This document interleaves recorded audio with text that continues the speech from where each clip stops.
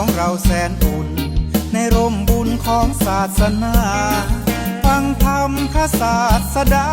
มีศีลห้าสองทางหัวใจยืนหยัดก้าวเดินตามรอยแบบเต็มร้อยทั้งเด็กน้อยผู้ใหญ่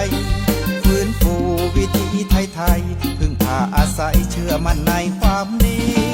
พร้อมใจโรงเรียนวัดบ้านพ่อกำนันท่านอบต.ร่วมแรงกันไม่รีรอมีหลวงพ่อส่งเสริมเต็มที่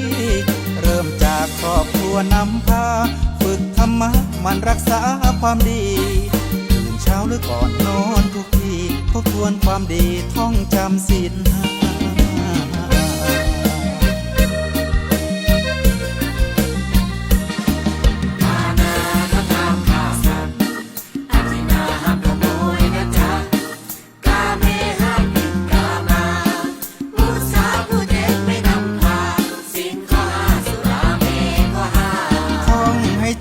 แล้วทำให้ได้ไม่เบียดเบียนใครใครไม่เบียดเบียนเรา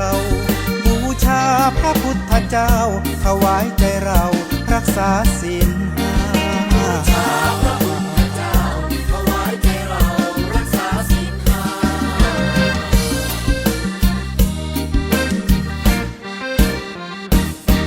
หมู่บ้านของเรายุคใหม่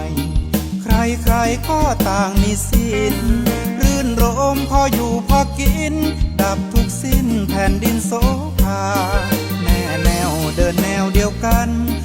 ทุกบ้านกวดขันฟันฝ่าจันโลงพุทธศาสนาท่องเป็นคาถาภูมิใจให้ทุก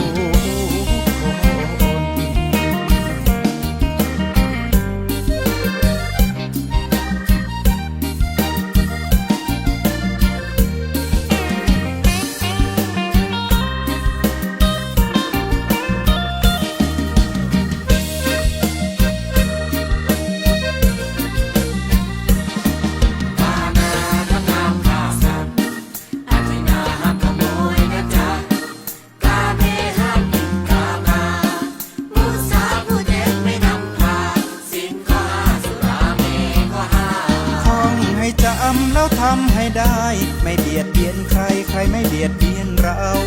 บูชาพระพุทธเจ้าถวายใจเรารักษาศีลห้า